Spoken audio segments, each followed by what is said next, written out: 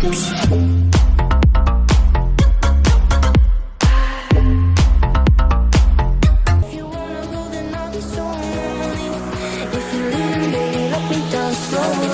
me down.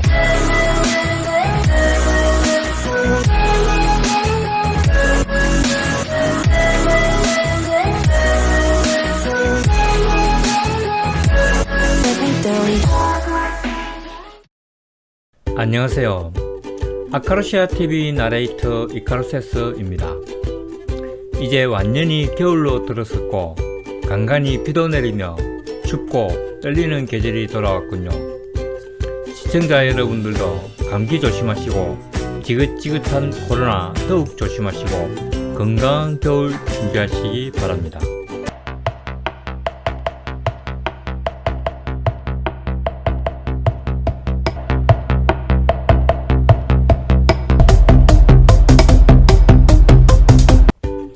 오늘은 대한민국을 병들게 하고 있는 범죄 중 하나인 보험 사기에 관한 영상을 만들어 보았습니다. 워낙 다양한 종류와 유형, 행태가 존재해서 이게 과연 범죄인지 실제 사고인지 헷갈리기도 하고 가해자가 누군지 피해자가 누군지 잘 모를 경우도 발생할 만큼 엄청 다양한 보험 사기 범죄가 판치는 세상이라 그 중에서 큰 유형의 형태와 종류를 5가지로만 분석해보고 뉴스에 보도된 사건 사례 5가지도 소개하겠습니다. 적당히들 하시오, 적당히들! 첫째, 사기적으로 보험계약을 하는 경우입니다. 이 유형은 보험계약 당시에 의도적으로 보험보장 금액을 매우 높게 책정하거나 다수보험으로 가입하거나 고지 의무할 사항을 의도적으로 속이거나 사실을 은폐하여 보험 가입 자격을 얻는 것입니다. 예를 들어 기존의 사고 발생 실적을 의도적으로 속이고 위험 사항을 정확히 알리지 않은 경우 직원 숫자나 없는 시설을 있다고 하거나 있지도 않은 경보시설이나 화재 진압 장비를 있다고 하는 경우입니다. 둘째, 보험사고를 고의적으로 유발하는 경우입니다. 대표적으로 방화, 고의적 교통사고, 선창에 구멍을 내는 경우, 건물을 손상하는 경우, 보험금을 달랠 목적으로 무언가를 훼손하는 경우입니다. 내 기분이 그래. 어이가 없네. 셋째, 보험사고를 위장, 날조하는 경우입니다. 이 유형은 보통 모든 보험사고의 대부분을 차지하는 것으로서 사고가 발생하지 않았으나 사고를 위장, 날조하여 사고 경위, 날짜를 기만하여 보험사를 속여 보험사기를 치는 경우입니다. 예를 들어 차를 이미 판매한 후 차량을 도난당했다고 신고하거나 진열창의 물품을 다 숨긴 후 도난당했다고 신고하거나 입니다. 넷째, 보험 계약 전에 사고 난 것을 속이고 계약 후 사고가 난 것처럼 속여 보험금을 청구하는 유형입니다. 예를 들어 이미 그 전에 사고 난 차량을 새로이 계약을 맺은 후 사고가 난 것처럼 속여 보험금을 청구하는 것입니다. 다섯째, 보험사고 발생 시에 사기치는 유형입니다. 이 유형은 교통사고나 상해사고에서 가장 많이 발생하는 유형으로서 경미한 사고나 경미한 부상이지만 사고를 부풀리거나 의사와 짜거나 기타 사고를 조작하여 보험금을 허위, 가다 청구하는 유형입니다. 그 외 적발이 되거나 각 보험회사의 조사원들에 의해 밝혀진 보험사기는 대략 다음과 같습니다. 위장사고에 의한 보험금 사기, 가공사고에 의한 보험금 사기, 경미한 교통사고를 이용한 보험 사기, 조직폭력배가 보험사 직원을 협박하여 보험금을 갈취하는 행위, 각종 서류 허위 작성, 고의적 사고 조작, 부당대출 및 대출금 횡령, 기타 등등입니다. 이게 무슨 소리야? Fuck! Motherfucker! 개똥파리 같은 새끼.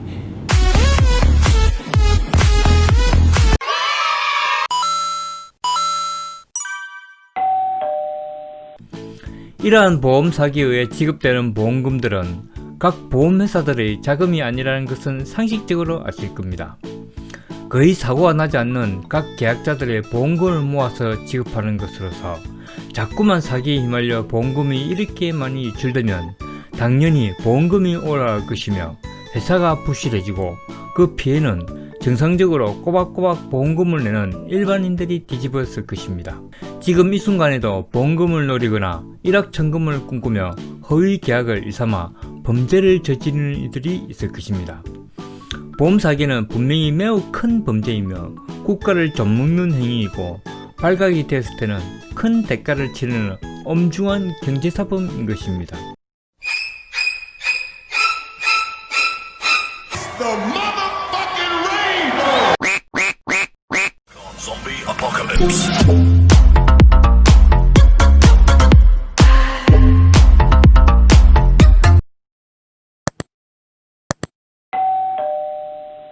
다음으로는 최근에 일어났던 큰 보험 사기 사례 5가지만 예를 들어 보겠습니다. 물론 이 외에도 매우 다양하고 수도 헤아릴 수 없고 시간을 들여 수사를 해야만 이게 보험 사기인지 아닌지 구별이 안 되는 사건들도 많습니다.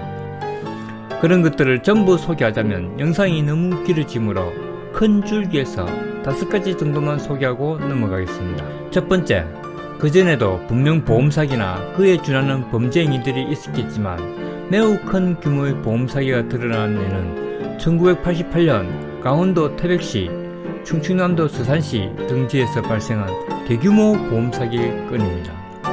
이 사기가 수백억의 보험 사기가 일어난 최초의 사건일 것입니다. 이 사건은 대부분 탄광지대로서 1988년 보험시장이 개방됨으로써 애초에 관심을 가지지 않았던 보험사들이 경쟁적으로 영업을 한 결과 자격이 없거나 사고 실적으로 가입이 안 되는 이들을 마구잡이로 가입을 시키고 경미한 사고나 일어나지도 않은 막장 사고를 보험 모집인가 짜고 사고가 발생한 것처럼 허위 신고 후 대금을 나누어 가지는 등 이 탄광지역에서만 모든 보험사들이 거의 700억 원에 달하는 피해를 입은 것으로 보입니다. 더군다나 이 보험 사기에는 거의 모든 탄광 부원들이 가담했으며 의사들이나 보험 모집인들, 보험 지임장들도 가담하는 등 매우 큰 규모로 보험 사기가 일어난 최초의 사례였습니다.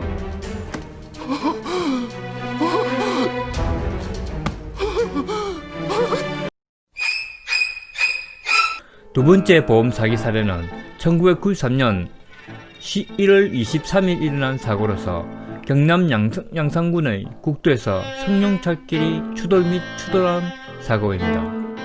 피해자 측 승용차를 운전했던 K씨와 S씨는 곧바로 입원을 했으며 병원은 이들에게 사고 후유증이 있을 수 있다는 소견을 덧붙이며 요추염자라는 진단으로 장기간 입원을 요한다고 했습니다.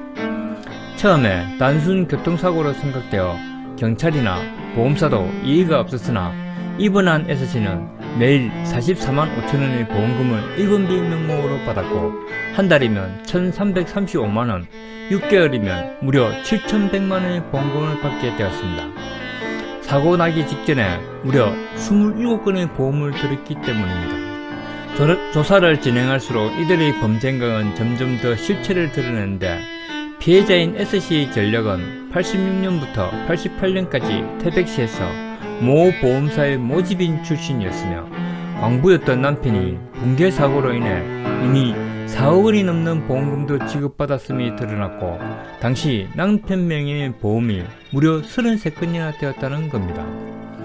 당시에도 보험 사기가 의심되었지만 사고가 난 것이 S씨 잘못은 아니었으므로 그냥 넘어갔지만 이후 부산으로 이주한 이후로도 그녀의 주변에는 크고 작은 보험사고가 계속 났고 그녀 자신과 동생, 친지들은 보통 한 달에 거의 200만원 이상의 보험금을 내고 있었습니다. 대개 일용직, 배달원, 기타 등등 그들의 직업으로는 과도한 보험금을 내고 있었는데 이들의 가입 종목은 주로 보장성 상품입니다. 모두 9명이 서로 번갈아가면서 교통사고 가해자와 피해자의 역할을 나누어 맡으면서 보험금을 범죄 수익으로 받고 있었습니다. 이건 너무한 거 아니냐고, 시발.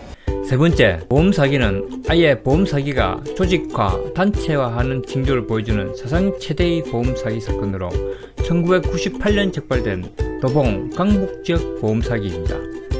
이 보험 사기는 관련자만 300여 명에 달했으며 이들 중 58명은 후속이 되었고 78명은 지명수배 등 무려 150여 명에 이르는 이들이 사법 처리되었습니다. 보험업계 피해액도 22억 원이라고 하지만 그보다 훨씬 많을 거라고 추산됩니다. 이 사건으로 보험사에서 쫓겨난 설계사만도 60여 명에 이릅니다. 주범 C씨와 J씨는 현직 보험사 대리점 팀장급 설계사와 병원 사무장 출신으로 이들은 보험과 병원의 생리에 빡삭한 이들이었습니다.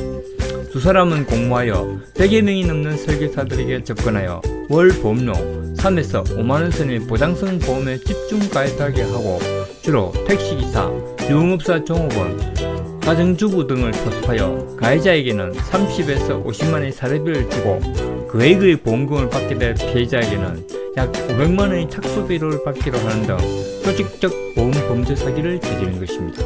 이들의 범죄는 병원의 실수로 드러나게 되었는데 거의 300여 명이 넘는 인원이 단 두 곳의 병원으로 집중되면서 의심을 받게 되었고 수사가 진행되자 그 마각이 드러나게 되었습니다. 허나 가담자 절반은 대부분 집행유예나 미비한 벌금 정도로 끝났는데 보험 사기가 살인, 상해를 동반하지 않고 지급받은 보험금을 돌려주기만 해도 몇 개월의 실형이나 집유를 받는 게 보통입니다. 개새끼야! 부끄러운 줄 아시오! 네 번째, 다수계약 보험가입에 의한 사기입니다. 보통 일반적으로 보험은 자기 수입의 몇 %, 많게는 10%의 비율로 가입을 많이 하게 됩니다. 그중 제일 첫 번째 의심받는 이유가 본인 수입을 넘어서는 과도한 보험을 그것도 단기간에 집중적으로 가입을 했을 때입니다. 그러니 실제로 일어난 예가 1997년 6월 14일 진해에서 일어났습니다. 진해 시내 편도 1차선 도로에서 피보험자가 마주오던 2.5톤 트럭을 정면 충돌하여 현장에서 숨진 사건입니다. 처음엔 단순 충돌 사고인 줄 알았으나 조사를 해보니 죽은 이모씨는 무려 20여 개의 보험사에 52건의 보험을 들어있었고 사망보험금이 52억에 달한다고 했습니다. 더욱이 사고 난 해에 가입한 보험만도 8개에 달했고 매월 납입 보험료만 500만원에 달할 정도였는데 이모씨 한 달 월급은 불과 250만원 정도였으니 이는 보험금을 노린 고의사고일 것이라는 추측이 절로 드는 것입니다. 이에 각 보험사들이 고의자살이라는 이유로 보험금 지급을 거부하였으나 이후 생보사는 지급을 결정하고 재판까지 갔던 손보사는 이미 가입자가 사망한 시점에서 고의성을 입증 못하므로 단순히 수입보다 과도한 보험금을 내고 있었던 이유만으로 지급은 부당하다는 판결을 받게 되었습니다.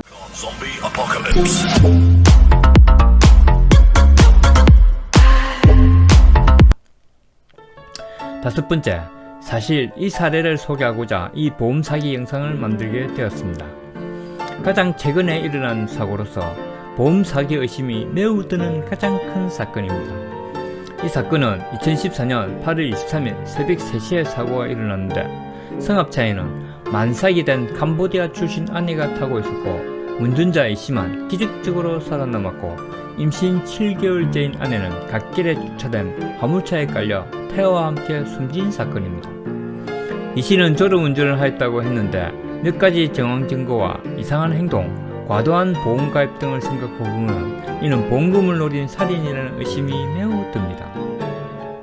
첫째, E씨 자신만 안전벨트를 했고 숨진 아내의 몸에선 수면유도제가 나왔으며 아내가 사망 시 무려 95억 원의 보험금을 받을 수 있게 26개 이르는 보험을 가입하고 있었다는 점. 둘째, E씨의 수입인 생활잡화점의 매출로는 감당이 안 되는 과도한 보험금을 내고 있었다는 것. 셋째, 그 아래서 밝힌 내용으로는 350m가량을 직진하다가 사고 직전 바퀴를 틀어 경유의 조수석만 들이받았다는 점. 넷째, 경미한 부상으로 입원한 E씨가 자신의 아내와 아이가 죽은데도 우선해서 사진을 찍었다는 점 등을 들어 검찰에서는 보험금을 노린 살인 혐의 등으로 사형을 구형하기도 했습니다. 허나 이 사건은 우습게도 대법원 3심까지 올라와서 무죄 취지로 파기 환송되었습니다. 재판부는 본인도 부상을 입었다는 등 본인 수입에 비해 보험금이 과다하지 않았다는 것, 무엇보다 보험가입이 2008년부터였다는 점 등을 들어 고의살인 혐의는 인정하지 않았고 과실치사 혐의로 겨우 2년여의 검거형만 내려지고 말았습니다. 이 사건을 보면 보험 사기 같은 의심이 매우 많이 들고 있지만 직접적인 증거가 없고 본인도 직접 다쳤으며 보험금 또한 일시불이 아니고 수령 또한 법정 상속인과 나눠받도록 되어 있으며 무엇보다 그렇게 궁핍한 삶을 살고 있지 않았다고 합니다.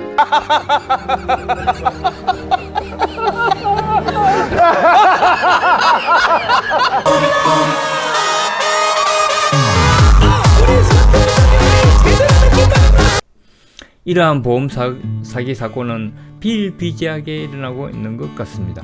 삶이 어렵고 많은 부채에 시달리고 있으며 극단적인 생각을 할 만큼 사람이 궁지에 몰리면 이런 달콤한 범죄에 쉽게 유혹당할 것 같습니다. 보험 사기는 누군가를 살해하거나 상해를 입히거나 도둑질을 하지 않는 이상 보험금을 받지 않거나 돌려주기라도 하면 아주 경련 처벌을 받고 있습니다. 그러니 일반인들도 쉽게 보험 사기에 가담하기도 하고 돈 몇 푼에 양심을 팔고 인격을 팔고 영혼을 팔아버리는 것 같습니다. 이 보험 사기에 가담하는 이가 점점 나이가 어려지고 사회에 물들지 않은 선량한 이들도 뛰어들고 있다는 게 가장 큰 문제인 것 같습니다. 이상으로 대한민국을 명들게 하고 있는 적폐 중의 적폐, 보험 사기에 관한 영상을 마칠까 합니다. 여기에 소개한 사례는 빙산의 일각에 불과하며 지금 이 순간에도 수많은 보험 사기가 행행하고 있는 게 현실입니다. 거짓 사고, 나이롱 환자, 거짓 병원들이 판치는 대한민국을 보면 절로 한숨이 나옵니다. 이상 아카르시아TV 나레이터 이카루세스였습니다. 끝까지 시청해주셔서 감사합니다. 안녕히 계십시오. 고맙습니다.